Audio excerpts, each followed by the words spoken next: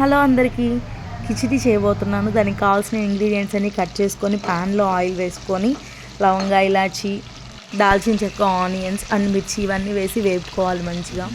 తర్వాత ఒక టమాటాని కట్ చేసి టమాటా కూడా వేసుకోవాలి. మా మదర్ కోసం కిచిడి చేయబోతున్నాను ఈరోజు.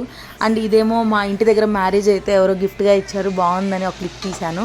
తర్వాత ఒక పొటాటోని అండ్ వంకాయ ఇవన్నీ కూడా వేసి కొంచెం సాల్ట్ వేసుకొని బాగా ఫ్రై చేసుకోవాలి.